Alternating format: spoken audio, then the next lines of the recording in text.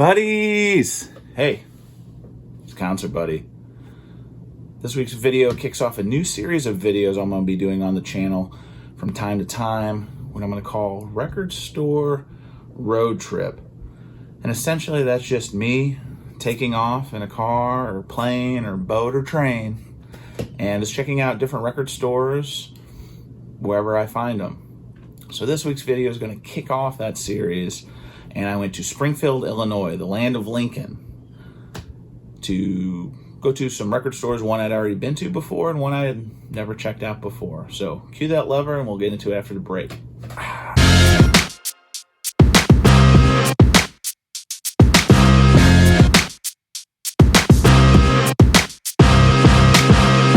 So the spirit of this video and this video series that I'm going to do over the coming weeks, months, years, what have you, is real simple. Sometimes you just need to get out. Sometimes you need to just get in a car, get in a boat, not really a boat, plane, train, what have you, and just kind of get lost in your thoughts. And I've found that now that I predominantly work from home, and now that I'm on like these devices a lot and the computer for work, I don't really have that time to kind of get in my head and think about things and just kind of get lost in your thoughts, right? So before, when I had an office to go to regularly, go to the gym, what have you, you'd have kind of that time. But now, changing work environment post-COVID and this, that, or the other, I found that sometimes I just need to get out, and my North Star is to check out record stores that aren't super far away but also aren't super close, right? So I try to keep it within a certain couple-hour range, and ideally it's somewhere I can go and then come back the same day, or go maybe stay a night and then come back the next day kind of thing. So with that overview, the first stop I did on this burgeoning adventure was Springfield, Illinois, which is the land of Lincoln, the place where Abraham Lincoln was a lawyer and became a senator. Be excellent to each other. And party on, dudes! You know, they have a lot of the historic buildings still intact from when the Lincoln family lived there. It's the capital of Illinois, so the governor and the congressional buildings and all that sort of stuff are there. All that said, the first record store I checked out, and I'd been to this store before. If you've been watching my videos since the inception of the channel months ago, I kind of talked about going to this shop because my wife and I, again, just kind of took off one day, just went up to Springfield and came back. And this was a store called Recycled Records. Very interesting shop. It's been around a long time. The building is, for lack of a better word, a very historic building in the sense it's very old. The business and the building, I think, date back to 1910 as a furniture store. And up until recently, it had been run by a couple of brothers, Gary and Mark Kessler, who had used it as a record store. But also, if you go in, there's a lot of different stuff. And I don't want to say tchotchkes because that's kind of derogatory, but it's just a lot of unusual and interesting pieces and things that you wouldn't really see anywhere else. It's an interesting collection. I would probably liken it to like a pawn shop in the sense they have just like a little bit of everything, but primary focus is as a record store, which is very interesting and obviously appealing to me. A few months ago, unfortunately, Mark Kessler passed away. So I'm not exactly sure the state of the business. I don't know. I know when we visited a few months ago, Mark directly had told us he's looking to sell, they're looking to get out of it, etc. So I'm not sure if that's still in play. But anyway, figured, hey, let's go see what's going on up there. So they're still operating. And when you walk in this place, it's like crazy old hardwood floors. There's records on the first floor. They've got record store day stuff. So they still participate in record store day. But the real coup de grace, the real showstopper is when you go upstairs. And they even have a sign that says Stairway to Heaven, because that's where the bulk of the records can be found. So you go up some rickety steps that have probably seen better days. And here you are. You're in this zenith of a lot of records, a lot of styles, a lot of old records. They've got some VHS up there, a lot of going on. So Recycled Records, I don't even know if they have a speciality or specialty. It's just kind of everything, but they still get new stock. So what I've found success digging there is a lot of like dead stock things that have been in the shelves for a while that have sold out in my locals, or you can't find them online. So like last time I came a few months ago, I found like a Gary Clark live record. Gary Clark Jr., great guitar player. That was a breast cancer pink reissue release that I didn't buy at the time when it first came out, but then I saw it recycled and I had to pick it up because I'd been looking for it. I was like, oh, I'd really like this now. And then of course prices. So I found it recycled, big win. Please don't brag. Only fools brag. Bragging just shows you can shoot off your big mouth. All right, first record I picked up is Rebel Heart by Madonna. This is from 2014. Shrink has seen better days, a little corner ding here, but I believe they're reissuing her catalog. So, these records that came out early 2000s, mid, even like up to like 2013, 14, they didn't really press a lot of them because the vinyl resurgence hadn't really taken off. So this is one that was worth more than I paid for it, but I figured why not pick it up. I try to do record shopping by, if you've never seen it before, that's the time to strike. It's the old American Pickers, Mike Wolf adage that I've kind of taken to heart. So Madonna, Rebel Heart, picked it up. All right, so the next record I picked up is kind of a cheeseball one. This is Uncle Kracker. This is from, the year 2000. So this one is an old one. Uncle Kracker, if you don't know, he was Kid Rock's DJ when Kid Rock first broke big in the late 90s. And then he kind of had a solo career. He kind of had, I think, Follow Me is like his big hit he had on radio. So he kind of had his own career in a way. This record has seen better days. It's still sealed, but it has a little beaten up here and a lot of shelf wear from being in the bins for years. But $17. I'm never going to see this again. I'm not going to like purposely go on Discogs, probably not, and try to find this. So again, when you see it, the time is ripe to strike. So I picked up this Uncle Kracker. All right, so the third record I picked up from Recycled Records is Living Color. This is their record Shade. This is 2017.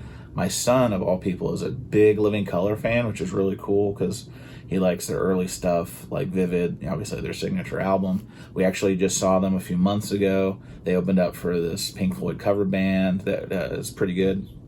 So we got to take him, see Living Color. This is 2017.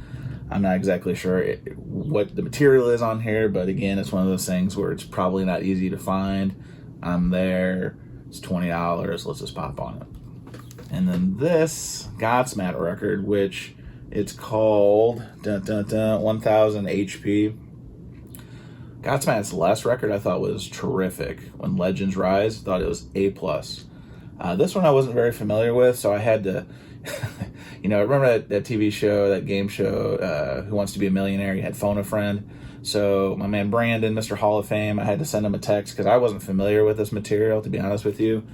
This came out in 2014. $24, pretty reasonable for a record period, but a record that's, 8 years old. And I actually looked up on Discogs first, and I couldn't believe it. I had some sticker shock because I had no idea that this record was going for this kind of moolah. So did the old phone a friend, text Brandon, I showed him. He said, laughingly, this is one of their crappier efforts because, he's the biggest Godsmack fan I know. So who better to crowdsource, hey, is this even worth the juice to squeeze, right? Is this even worth checking out? And he candidly said it's not their best work, but $24, you got to pop on it. What is there to think about? Seriously, Discogs, like, people are paying crazy money. It blows my mind. But anyway, happy to find it. Made the trip a lot more fun. So after I spent some time in Recycled Records digging, it was a really nice day outside, but the ventilation upstairs was a little warm. They had a fan blowing air, I guess hot air, bringing it out of the building. So might have been sweating a little bit as I'm going through those bins.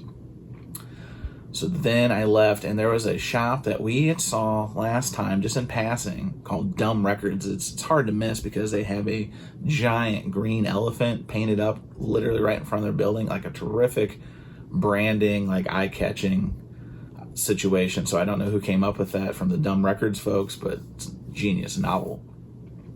So I went in the shop. It's a very small shop, and they have kind of like two different spaces. They have their actual record store, and then they had a different space that I'm assuming they have live performances. They even had in the back, looked like they had some arcade opportunities. this extra space where I'm assuming they have the live performances. They had like dollar records, cheapies, that sort of thing. And then, like I said, they had the arcade. But the bread and butter, the meat and potatoes, the actual record store piece was pretty nice. It's solidly curated, small. They did what I really enjoy in a record store, which is a segment they're used from their new, which I think is a big win because, as I've said on this channel before, and I'll continue to say, like one of the things I really enjoy about collecting is finding older, gently used, gently loved records and bringing it into my collection.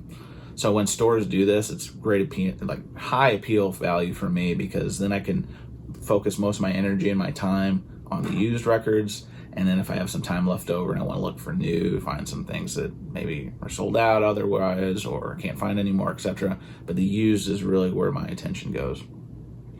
And Dumb Records does a nice job of segmenting around the perimeter of their used stuff, mixed in some kind of, particularly in like soundtracks, they did have some newer records kind of mixed in there, but really enjoyed the layout of the store. Found a couple decent records.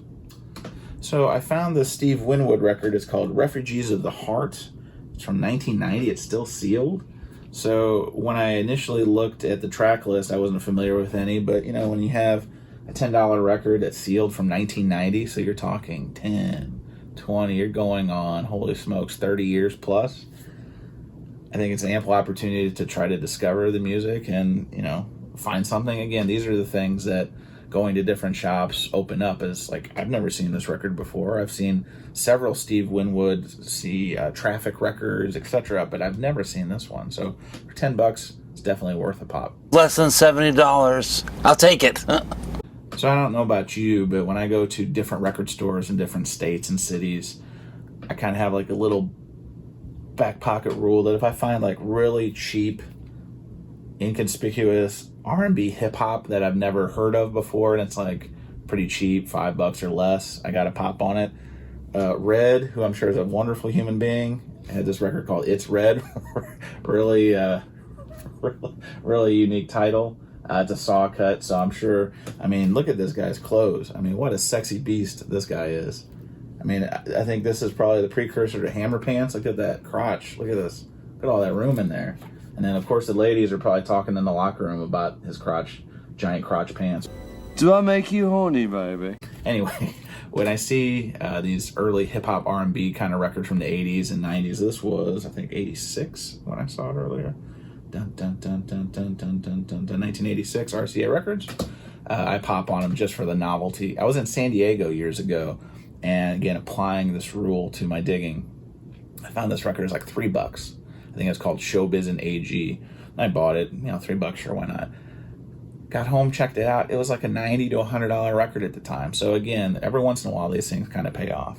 I don't think It's Red is going to be any kind of proverbial gold mine, but just for fun and just for the fact I can show it and make fun of this guy's wonderful pants, definitely worth adding to the collection at this time. And then the last record I picked up at Dumb Records was this 311 Evolver release. I think this is from 2014, well, originally 2003, but they put it on vinyl 2014. In light of MoFi Gate, one thing to kind of be conscious of is anytime they advertise records from the analog tapes, kind of does at least give hope that they actually did source it from the analog tapes. Now, they could have easily done the old MoFi, rip it from the tapes, put it into DSD. I'm not 100% sure, but it's previously unreleased on LP. It's a record you can find on Discogs. It wasn't anything that was super rare or anything, but you know, I like 311. I like their vibe. I've always enjoyed them, especially like when I was in high school and college. So something, again, I'd never seen it in the wild. I'm out, a little frisky. Let's rip it. So pick this one up.